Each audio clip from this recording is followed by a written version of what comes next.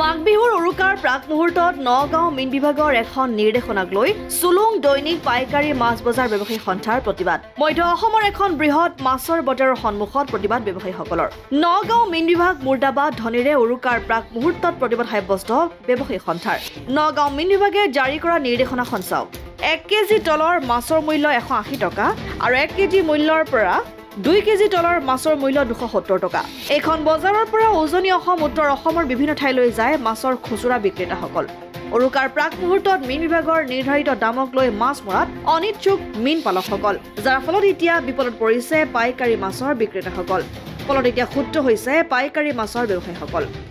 তাত মানে কি আমাৰ যিসকল ক্ৰেতা বা বিক্ৰেতা আছে, ক্ৰেতাসকল সন্তুষ্ট নহয়, যিহেতু এটা মাছৰ দাম, এটা মাছ পুহিব গ'লে 2000 টকাৰ ওপৰত যায় 1 বছৰত। কিন্তু সেই মাছটো যদি বজাৰত উৰুকাৰ বজাৰত আনি পেলাই যদি 1000 টকা বেচিবলগীয়া হয়, তেতিয়া সেই মানুহজন ক্ষতিগ্ৰস্ত হ'ব, মানে আৰ্থিকভাৱে জুৰুলা হ'ব। সেইকাৰণে আমি সন্তুষ্ট নহয়। তাৰ কাৰণে মীন বিভাগ আমাৰ জগৰীয়া, কাৰণ মীন বিভাগে যদি এই SOP-টো জাৰি কৰিছে, তেতিয়াহ'লে মীন বিভাগে মাছটো যোগান ধৰক। উৰুকাৰ বজাৰত বিভিন্ন বজাৰত মেলা পাতক, মাছৰ মেলা পাতক, আৰু মীন বিভাগে মাছৰ মোৰ মতে মাছ যোগান ধৰিব লাগে। মীন বিভাগে যোগান ধৰিব লাগে।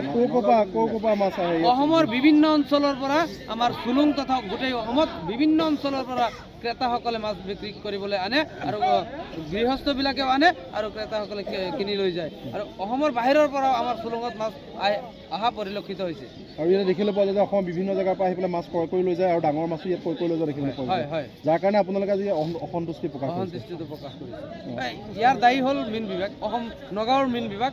যিহেতু যদি SOP-টো জাৰি হৈছিল, তেতিয়াহ'লে অকল নগাঁও ডিষ্ট্ৰিক্টৰ কাৰণে কি হ'ল, গোটেই অসমৰ কাৰণে জাৰি হ'ব লাগিছিলে।